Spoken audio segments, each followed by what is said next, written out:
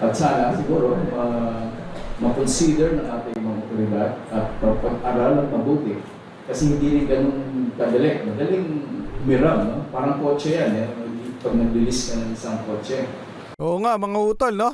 Pwede rin yun, no? Umarkila ng mga asset, no? Karagdagang asset.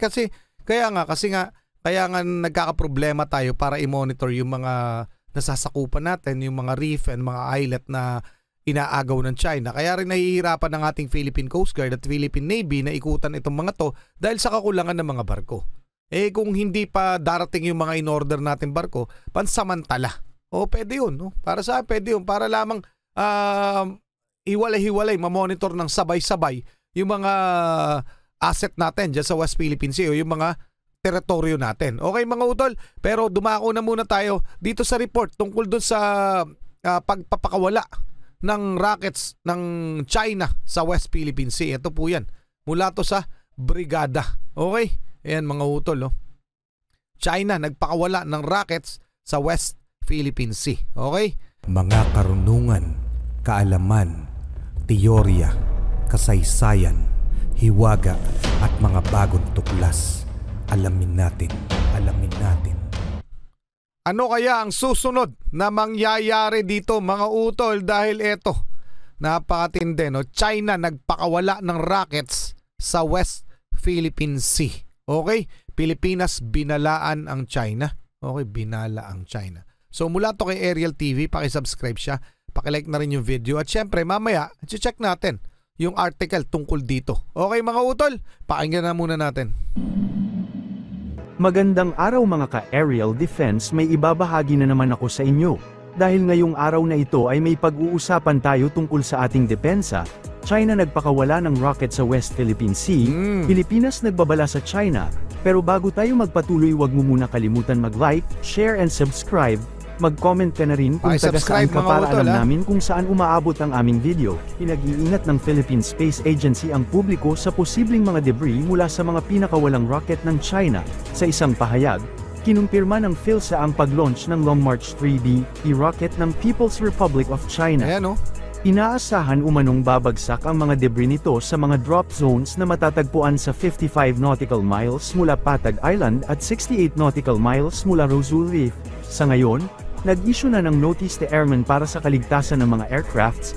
Maaari rin itong makapinsala o makapahamak ng mga sasakyang pandagat. Inabisuhan ang mga lokal at mga LG. Totoo mga utol, 'di ba? Delikado kasi yung parang pinagkalasan, no?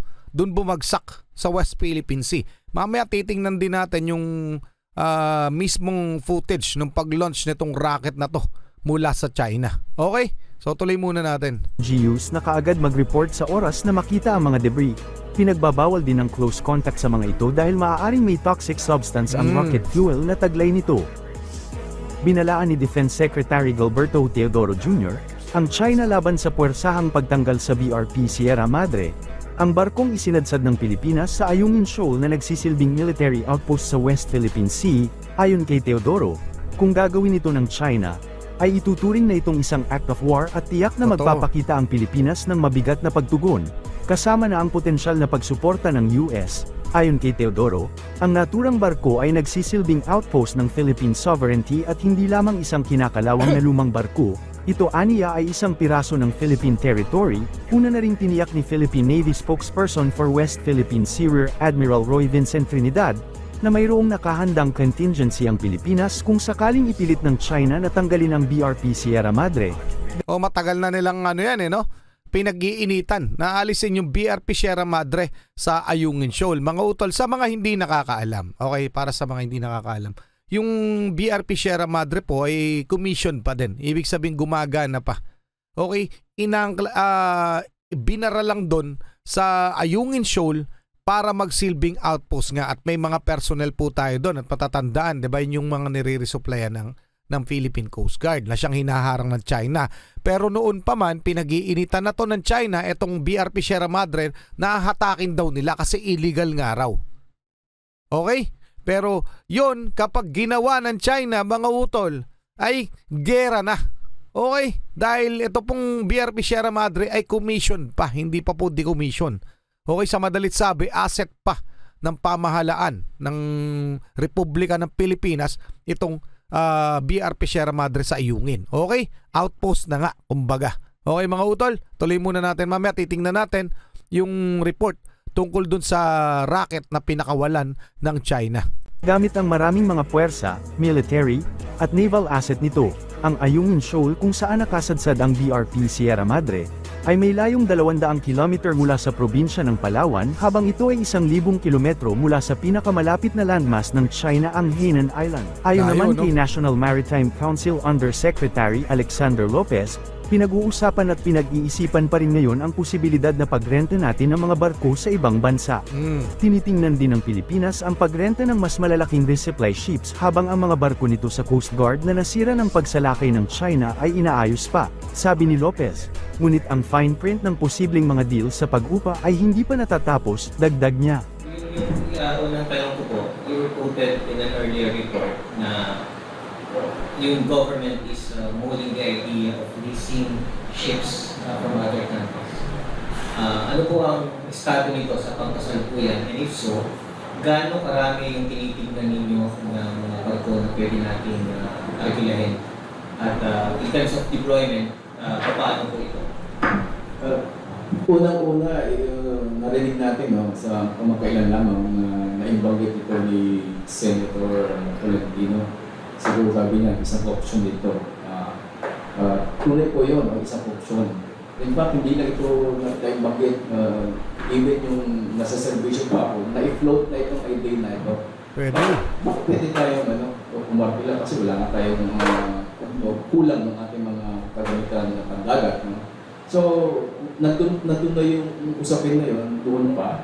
Maganda lang na naibanggit na yung ating yung buting senator, si Senator Tolentino.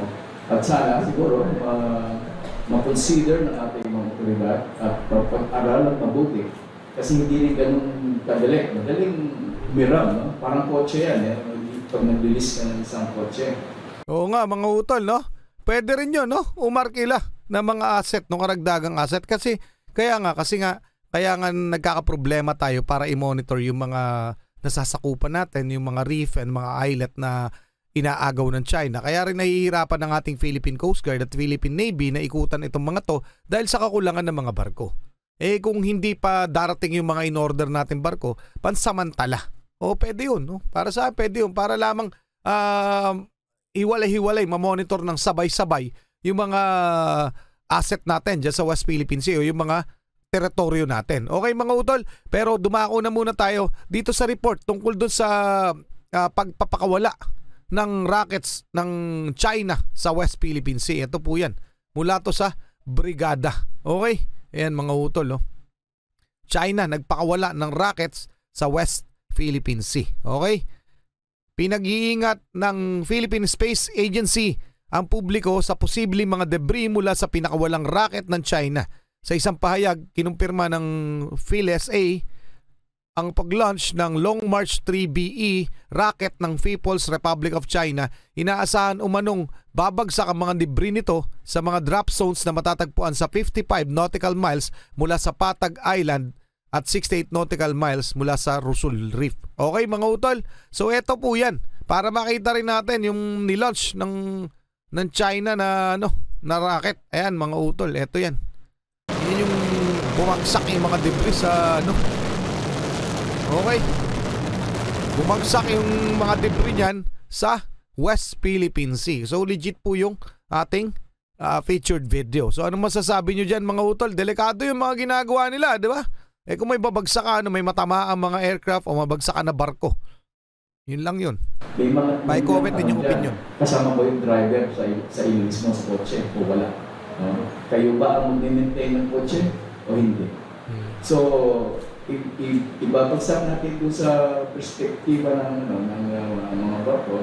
Tama ang sinabi mo, ilan ba ang kailangan natin ng barko? Anong mga uri ng mga barko ang dapat natin i-lease? Meron ba tayong pera para mag-lease? Meron! Kasi hindi rin biro-biro kung paano magkano. Meron pera, inukupit lang nung ilang mga nakaposisyon, di ba? May budget dyan. Kalakuhan naman. May kaakibat na budget na dapat. So ito yung mga bagay-bagay na dapat pag-aralan kung consider seriously ng ating pamahalaan, especially ang Department of Defense at ang ating DOTR o Coast Guard. Dapat ba maghiram muna habang hinihintay natin yung ating mga barkong pinapagawa o binili na habang ginagawa? Kasi ang paggawa ng isang bagong barko ay hindi naman kaya gawin ng 1 taon. Hindi kaya gawin ng 2 taon. Tagal. Normally, mga 4, 5 taon o 7 taon.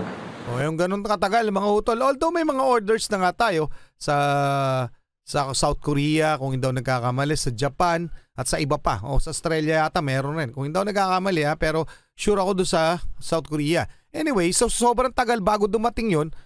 Okay itong mga mungkahin nila, no? Okay itong tinitingnan nila na taktika muna. Umarkila muna ng mga extra assets sa mga kaalyado nating bansa. Nang sa ganun, matugunan o mamonitor na natin yung ating mga teritoryo na iniikutan o pilit inaagaw nitong China. Di ba? Para sa akin, pwede yan.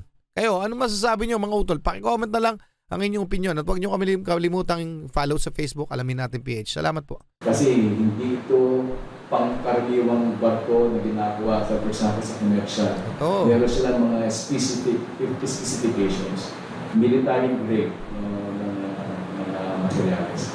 So, ano namin, hindi siya ganun kadali. So, habang nasa proseso ang pag-acquire ng mga bagong gamit ng dagat, mapapunta man sa Coast Guard o sa Philippine Navy man, ay baka tama yung sinasabi ni Senator Tolentino. For the meantime, stopgap measure, siguro maghiram muna tayo, mag-rent muna tayo. But then again, sasagutin natin yung mga tanong natin kanina. Ilan ba? Anong klase bang barko? Ilan. At paano ba? Meron bang yung personal ba nun?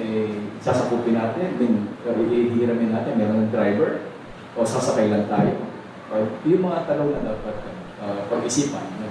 Para sa mas madaming update tungkol sa ating depensa, paki-follow at like muna ng aming page na nasa description na ang link. Huwag mo na rin kalimutan mag-like, share and subscribe.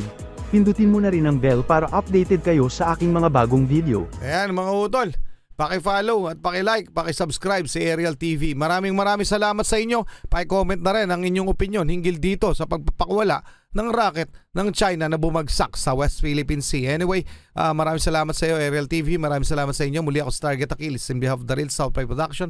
Ako nagpapasalamat sa walang sawa niyo pagsuporta. Kayo mag-ingat, keep safe, God bless. Saludo po ako sa inyo lahat. Maraming salamat.